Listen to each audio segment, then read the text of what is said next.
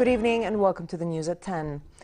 Minister of State for Media Affairs Mohammed Al-Momani called for an international objective assessment of factors contributing to the rise of terrorist groups. Momani also said Jordan has been largely affected by lack of regional stability and security at a conference entitled Jordan in a Changing Regional Environment.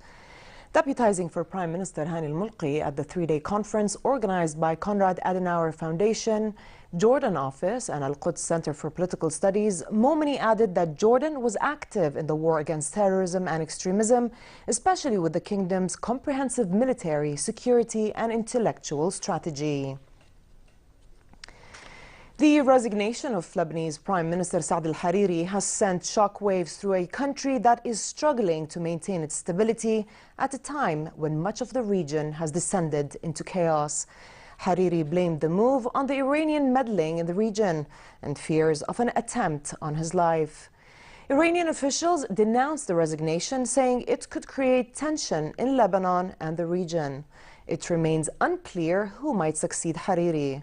There are fears Hariri's resignation could thrust Lebanon back into the front line of Saudi-Iranian regional rivalry and shatter a coalition government formed last year after years of political deadlock.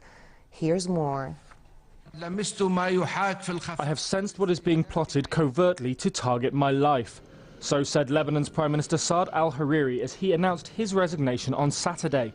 In a televised statement, Hariri said he was stepping down because he feared for his life, adding that the climate in Lebanon is the same as when his father, the late Prime Minister Rafiq al-Hariri, was assassinated in 2005. His statement also criticized Iran and its ally in Lebanon, Hezbollah. Iran is losing in its interference in the affairs of the Arab world, and Lebanon would rise as it has done in the past, he said. Hariri became Lebanon's Prime Minister late last year in a deal that also saw Hezbollah ally Michel Aoun come to office as the country's president. Hezbollah is politically dominant in Lebanon, but its ties to Iran and support for Syrian President Bashar al-Assad have angered some Lebanese. Hariri has visited Saudi Arabia, the political enemy of Iran and Hezbollah, twice in the past week. His statement was reportedly made from the Saudi capital, Riyadh. Iraqi Prime Minister Haider al-Abadi said Iraqi forces seized the district of Al-Qa'im from Daesh, one of the last remaining territories in the country held by the terrorists. Shiite paramilitary forces known as Al-Hashd al-Sha'bi released footage today showing their troops and vehicles driving among the alleys of the border town where the Euphrates spills from Syria into Iraq a day after it was liberated. Losing Al-Qa'im leaves just the village of Rawa further downriver on the opposite bank, still in the hands of the terrorists. On the Syrian side, government forces backed by Russian air power are advancing rapidly towards a border town still held by Daesh. A day after taking full control of the city of Deir el-Zur, the Syrian military is mounting an offensive to recapture the town of Al-Bu Kamal. Government forces are now about 40 kilometers away from Al-Bu Kamal, a town across the border from Al-Qa'im, and preparing for a final confrontation. Today, Russian Tupolev-22 long-range bombers struck Daesh targets near Al-Bu Kamal, including command centers and weapon depots. In Spain, ousted Catalan leader Carles Puigdemont called for a united political front in the December 21st election to continue the drive for independence from Spain. Puigdemont, who is now in Belgium, also called for protests against the imprisonment of former members of the regional government. He had announced yesterday he was considering standing in the election from Brussels. Puigdemont also reiterated today in a tweet that he would fully cooperate with Belgian justice following the international arrest warrant for him. And when Belgian prosecutor Eric van der Sipt was asked if he would detain Puigdemont today, he answered that it was unlikely, as he doubted that Puigdemont would flee. 2 days before environment ministers from around the world gather in Bonn, Germany for UN talks on how to save the Paris Climate Accord, thousands of people marched through the city under the slogan, "Protect the climate, stop coal."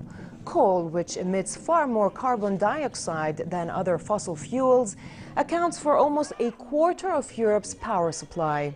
Most of Europe's 280 coal power plants are over 30 years old, and many of them are out of date in terms of efficiency and pollution standards, and protesters are demanding the closure of all brown coal power stations by 2030.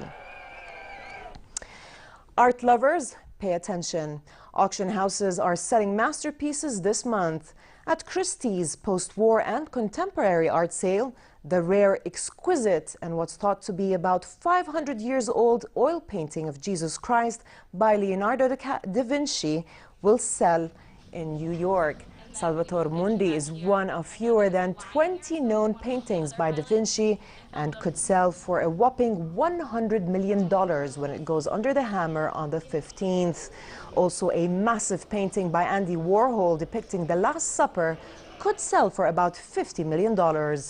The stars of Christie's Impressionist and Modern Art sale include oil paintings by Fernand Léger and Vincent van Gogh, while Andy Warhol's Mao and Francis Bacon's 3 studies of George Dyer lead the fall contemporary art sale. And in Los Angeles, a lineup of celebrity memorabilia and collectibles is hitting the auction block. GWS Auctions has amassed a diverse collection which includes big-ticket items such as pink Cadillac, once owned by Elvis Presley, to delicate outfits belonging to Jacqueline Kennedy Onassis. Other rare items include a Lucite Schimmel grand piano, which was gifted to Whitney Houston by her ex-husband Bobby Brown, as well as a collection of the singer's gowns. A painting of a clown by singer Frank Sinatra will also go under the hammer. If the pink Cadillac is out of your price range, a jar filled with Elvis Presley's hair will also be up for grabs. The auction will take place online on the 11th.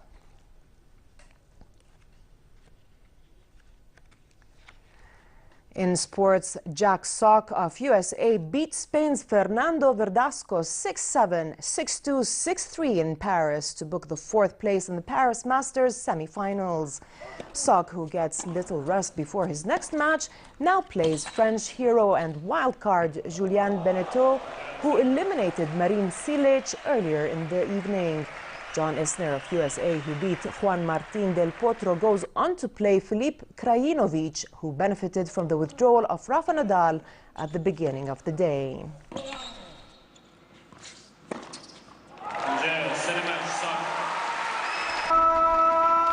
British sprint king Mark Cavendish won his first Saitama Criterium in Japan.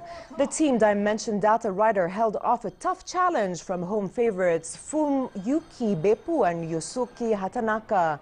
Today's race was the 5th Saitama Criterium, which first started in 2013 and features leading Japanese riders alongside cyclists who have won classifications around the world. And finally, the weather will be moderate tomorrow as temperatures slightly rise. Amman can expect a high of 22 degrees Celsius, dropping to 9 at night, while winds will be northwesterly moderate. In the Gulf of Aqaba, it will be warm with a high of 29 degrees and a low of 17. With this, we come to the end of tonight's news. I'm Dana Abu Sham. Thanks for watching and have a good night.